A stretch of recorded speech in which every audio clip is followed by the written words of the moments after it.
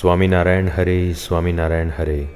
સંવત 1876ના માહ સુધી આઠમને દિવસ શ્રીજી મહારાજ શ્રી ગઢડા મધ્યે દાદા ખાચરના દરબારમાં શ્રી વાસુદેવ નારાયણના મંદિરની આગળ લીમડાના વૃક્ષ હેઠે ઓટા મધ્યે ઢોલિયા ઉપર આથમણે મુખારવિંદે સવારના પહોરમાં વિરાજમાન હતા ને ધોળો ખેસ પહેર્યો હતો ને ધોળી ચાદર ઓઢી હતી ને માથે ધોળી પાગ બાંધી હતી ને તે પાગને એક આંટે કરીને બોકાની વાળી હતી ને તે પાગ ઉપર ધોળા પુષ્પનો હાર વિરાજમાન હતો ને પોતાના મુખારવિંદની આગળ મુનિ તથા દેશ દેશના હરિભક્તની સભા ભરાઈને બેઠી હતી. પછી શ્રીજી મહારાજે પ્રશ્ન પૂછ્યો છે, ભગવાનને વિશે સ્નેહ હોય તેનું શું રૂપ છે?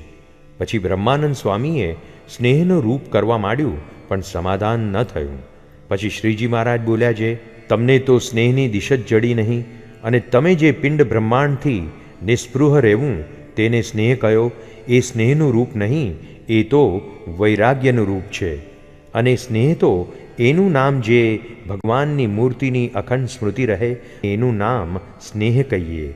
અને જે ભક્તને પરિપૂર્ણ ભગવાનને વિશે સ્નેહ હોય તેને એક ભગવાન વિના બીજો સંકલ્પ જ ન થાય. અને જેટલો ભગવાન વિના બીજો ઘાટ થાય છે તેટલો તેના સ્નેહમાં ફેર છે. અને જેને પરિપૂર્ણ ભગવાનમાં સ્નેહ હોય તેને જો જાણે અજાણે ભગવાનની મૂર્તિ વિના બીજો કાંઈક ઘાટ થાય તો જેમ પંચામૃત ભોજન જમતો હોય તેમાં કોઈ કાંકરા તથા ધૂળનો ખોબો ભરીને નાખે ને જેવું વસમું લાગે, અથવા કપાળમાં બળબળતો ડામ દે અને તે જેવો વસમો લાગે તેવો ભગવાન વિના બીજો ઘાટ થાય તે વસમો લાગે. એવી રીતે જેને વર્તતું હોય તેને ભગવાનને વિશે પ્રીતિ છે એમ જાણવું.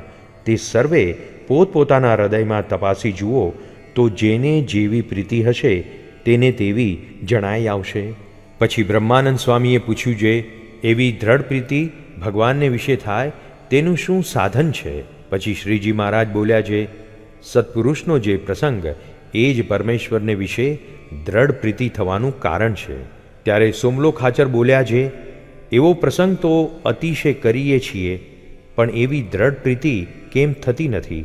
પછી શ્રીજી મહારાજ બોલ્યા છે, પ્રસંગ તો કરો છો પણ અડધો અમારો પ્રસંગ કરો છો ને અડધો જગતનો પ્રસંગ કરો છો, તે માટે ભગવાનને વિશે દ્રઢ પ્રીતિ થતી નથી.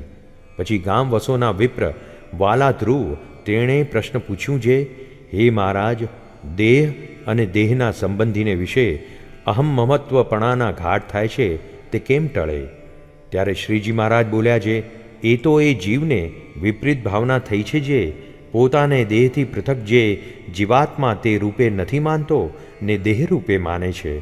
અને એ જીવાત્માને વિશે દેહ તો કેવી રીતે વળગ્યો છે? તો જેમ કોઈક પુરુષ હોય તેણે દરજીને ઘેર જઈને ડગલો સિવાડીને પહેર્યો ત્યારે તે એમ માને છે જે દરજી તે મારો બાપ છે ને દર્જણ તે મારી માં છે. એમ જે માને તે મૂર્ખ કહેવાય.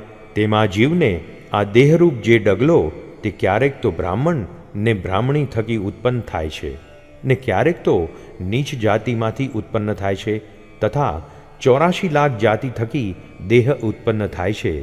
તે દેહને વિશે પોતાપણું માને અને તે દેહના મા બાપને પોતાના મા બાપ માને તે મૂર્ખ કહેવાય અને તેને પશુ જેવો જાણવો. અને 84 લાખ જાતમાં જે પોતાની મા, બોન, દીકરીઓ અને સ્ત્રીઓ છે તે પતિવ્રતાનો ધર્મ એકે પાળતી નથી. માટે જે એવા સગપણને સાચું માને છે તેને અહમ મમત્વના ઘાટ કેમ ટળશે? અને આવી રીતની સમજણ વિના જન્મભૂમિની જે દેશવાસના તે ટળવી ઘણી કઠણ છે.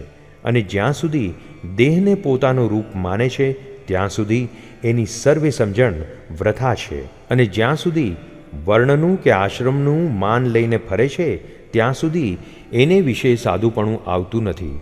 માટે દેહ અને દેહના સંબંધીને વિશે અહમ મમત્વનો ત્યાગ કરી અને પોતાના આત્માને બ્રહ્મરૂપ માનીને અને સર્વ વાસનાનો ત્યાગ કરીને સ્વધર્મમાં રહ્યો થકો જે ભગવાનને ભજે છે તે સાધુ કહેવાય છે. અને જેને એવું સાધુપણું આવ્યું તેને ને પુરુષોત્તમ ભગવાનને કાંઈ છેટું રહેતું નથી.